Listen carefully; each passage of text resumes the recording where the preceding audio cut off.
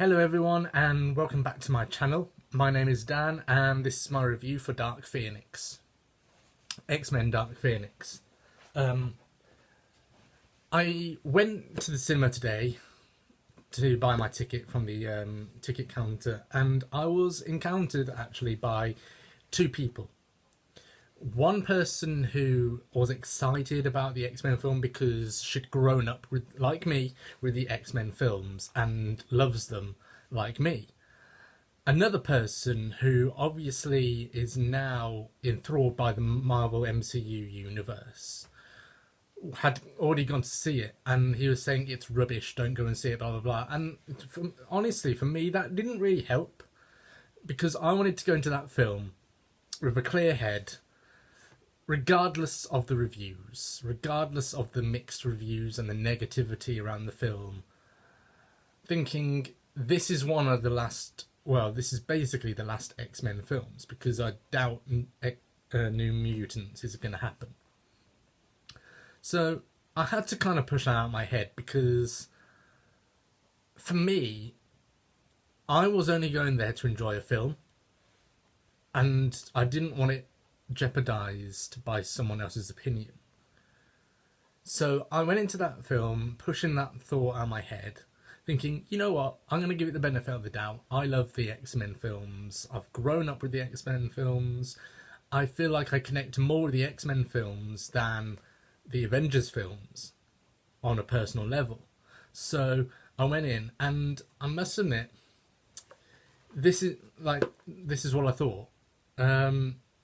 As you all know, it's the final of the Fox X-Men franchises, because Disney's bought Fox now, and X-Men in a couple of years, I think it's 6 years, Kevin Feige said, they'll be going over into the Marvel universe, but it won't be for a while. So this is like the last of the Fox films coming out. So I went into the film, and I must admit, yes, it has its flaws, like all films do. And yes, I am a bit lost with the timeline of the X-Men films, because they rebooted it, and yet there's the old ones, and then they did the Days of the Future Past and stuff like that.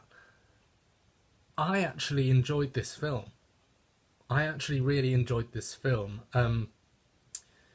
I felt if it was going to be a standalone film for the X-Men, it would have been a great one.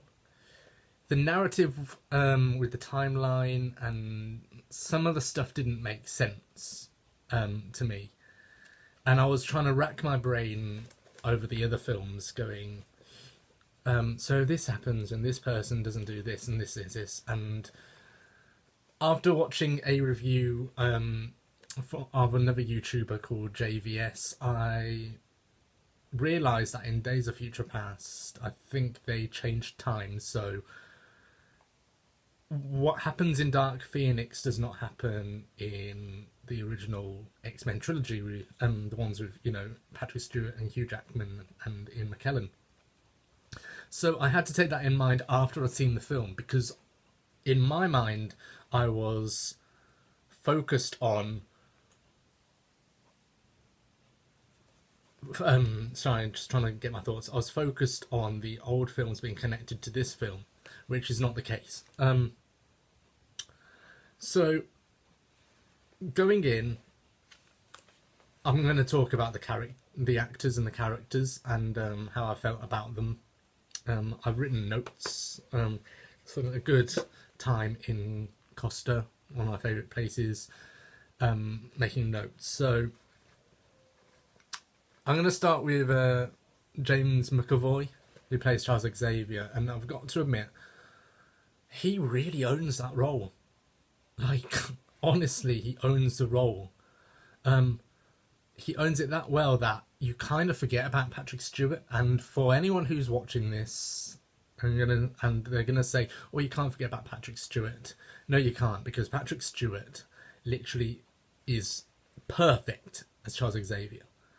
But yet again, so is James McAvoy. If this is going to be a new X-Men universe, and if they're going to start the X-Men universe in the MCU universe, then I'd like to see James McAvoy as Charles Xavier in the MCU. That's just me saying it.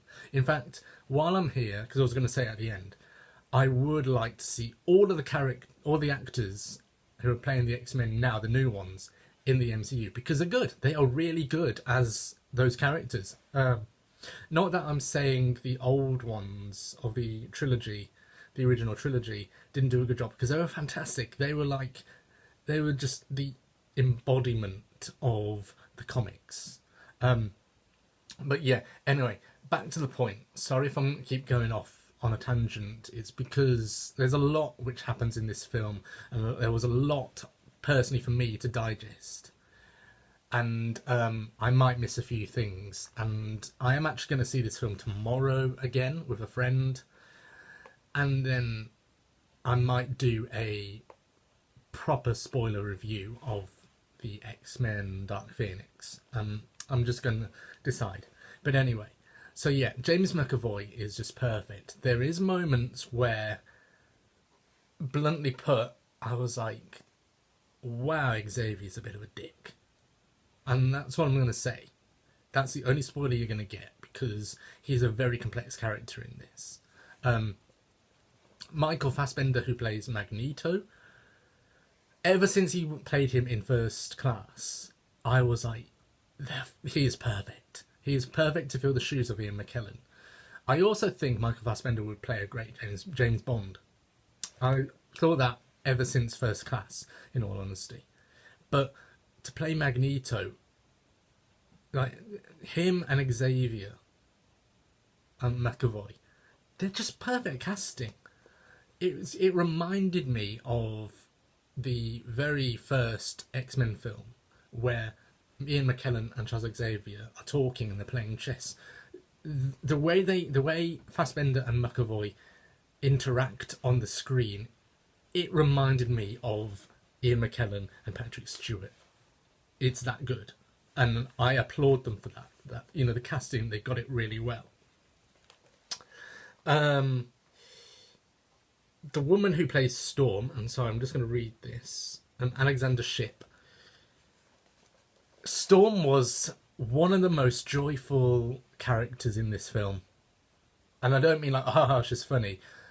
For me to be a diehard X-Men fan, to see Storm brought into fruition with her powers and the action of what she did, and with her not being used that much in the other films, and in this film she is used so well, and for me, I was like, they have got Storm right.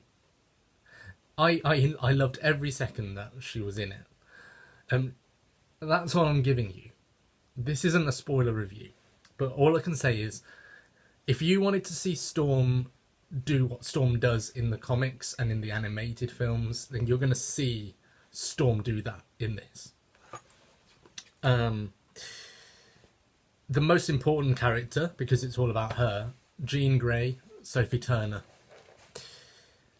I must admit, because I've grown up with, well, not grown up, but because I've watched Sophie Turner in Game of Thrones, I kept on hearing a bit of her Game of Thrones accent slipping through. That's the only criticism I have of Sophie Turner playing Jean Grey, because Sophie Turner does a great job as Jean Grey. Not that I'm saying that Famke from the original did a rubbish job. She really did a good job. But Sophie Turner brought something extra to Jean Grey that Famke didn't, and it felt more authentic. There were parts where I actually felt for Jean Grey when she was struggling with the feelings in her, the trauma she went through, things being brought to the surface that, you know, had been hidden. Spoilers, by the way. Her turmoil. I was like, man, I felt for her. And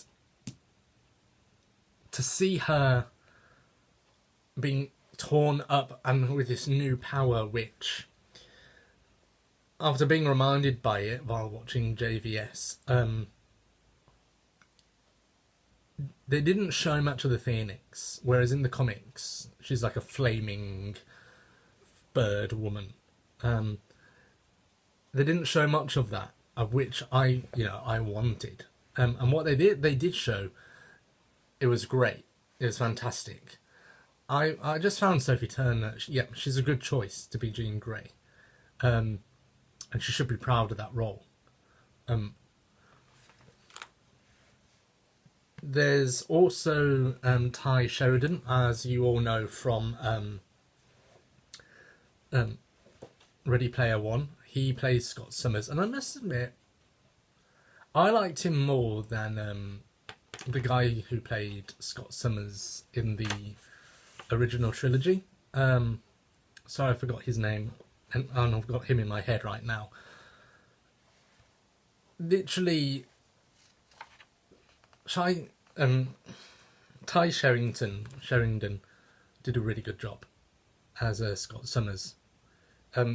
Like, that's all I can really say about him. Like, if you wanted Scott Summers, if you wanted to see him in action, then you will see him in action. Mystique, Jennifer Lawrence, I think we're all used to her now as Mystique. Only issue is, and this is my personal issue, I still see Jennifer Lawrence as Jennifer Lawrence, as Katniss from the Hunger Games. I prefer the Mystique from the original trilogy, and I know she's not in it that much, but I prefer her than Jennifer Lawrence. Jennifer Lawrence did a great job, but I'm so used to her being from the Hunger Games, and I didn't feel invested that much by her, to be honest. One of the shining stars in this film, it was Nicholas Hoult as Beast. Like, for me, when he first started out as Beast, I was like, is the lad from About a Boy? I can't really, connect with him. But I think the more he became an actor on his own, literally, I feel like this is the best acting Nicholas Hoult has done with Beast. And for me, it was perfect. I'll never forget the Kelsey Grammer Beast, because he was great as well. But Nicholas Hoult did a good job. There was a moment, and I'm not going to give anything away, where Beast and a character argued about something which was really shocking for me. I must admit, there was something in this film which happens where I just was like, I could not believe it. I was absolutely shocked. Like, I had my mouth open. And then there was the aftermath of it, and it felt like I was watching a family argue, and I was like, why is this happening? Why is this happening? I don't understand. In that scene, it was Beast and with someone else. And I'm not going to give any character names because that's a spoiler. But basically, I really felt the emotions from Nicholas Hoult about all of that. And so yeah, he did a fantastic job. Jessica Chastain, the alien. Jessica Chastain is one of the best female actresses around. She's been in so many great films, and I felt like this one was her weakest one. I felt like there wasn't really much she could do in this role, in all honesty. I think she did everything to the best of her ability as, an alien, as you've seen in the trailer. And literally, I was just a bit, not impressed at all by her, to be honest. She didn't bother me. I was more focused on Jean's journey and Charles's journey and Eric's journey, and I wasn't bothered by the villains who are aliens. That's my thought. There were moments in this film where I was watching it, I was getting invested with the story, but I was also thinking, gosh, it's a bit dull. Like, there's something going to happen. And I know that they had to write like story into it and narrative, but it kind of slowed down a tiny bit in the middle. The beginning was spectacular. The beginning was like a cinematic marvel. Like, as you know from the trailer, they went into space. Well, that was the beginning. And when they went into space, I was like, oh, this could like reinvigorate the franchise, because the franchise had been dying out. I'd read it in reviews and stuff like that. Even though I love the X-Men films, the franchise had been dying out. So I thought, oh yeah, they're going to go into space. This is awesome. Like, this is exactly what the X-Men need. And it kind of reminded me, and I know I've said I'm not going to compare, reminded me of Endgame on a bit of a level. When the Avengers went into space. I got that thrill. And the visual effects of the space, surroundings was stunning. I really enjoyed that. It was immersive, and it just gave a different feel of the film. The music, which I found out while watching JVS, is by Hans Zimmer, and it was actually really good. I was like, oh, yeah, I'm really feeling this music. This is really great music for this film. There were plenty of homages to the old films. I'm not going to give anything away, but because this was the closing chapter of the Fox franchise, and I feel like there were moments where they wanted to celebrate what has happened before, and there were moments where I was like, oh yeah, that's like The Last Stand, that's like the second X-Men film, like there were touching moments, and it's made me want to watch those films again. So, in conclusion, I found it very enjoyable. The narrative was a bit messy with the timeline, and it made me think about the timeline, going, okay, so where's this going? What's this doing? It's a bit messed up. Some places it's a tiny bit dull, but overall, I walked out the cinema having enjoyed the film a lot. Having really enjoyed the film a lot, but also a bit sad that that kind of universe has finished. And I was watching it, and I could see the difference between the Marvel Disney MCU film universe and the Fox's universe. There's a kind of a bleakness to the X-Men universe, and there's a colourfulness to the Disney's MCU universe. And I walked out thinking, oh, there's not going to be any more of those types of films. Like, that's it, that's the end. And when I went into Costa, like, they now know me there for someone who goes to see films a lot. And so I went there, and this guy said, oh, what did you see? I said, oh, X-Men. And he goes, oh, is it rubbish? Because I've heard the reviews. And my honest opinion was, I actually really enjoyed it. There were moments where I got immersed into it, and I loved it, and I was like, yes, the X-Men are back. And I enjoyed it. That's my opinion. Everyone else has opinions. I enjoyed it, and I will gladly see it again. Does it have places where it could have been better? Yes, but that's like that in every film. So if I'm going to give this a mark out of 10, and before, when I was in Costa writing notes, I gave this film a 6 out of 10. But thinking about it now while I'm talking, and talking to you, I think I might give it a 7 out of 10. It's not the best X-Men film. For me, the best X-Men film is X-Men 2, where, X-Men 2. But I really enjoyed it. So that's my opinion, 7 out of 10. I want to thank you for watching this review. and sticking with me while I make these reviews. Today has been a bit hard. My depression's been coming on to me, but I then pulled out of it, went to see the film, and I came out of that film smiling, so that's a good thing. If you liked my video, press the like button. If you want to subscribe to my channel, please do, because there's more stuff to come. Thank you everyone for watching, and have a good evening.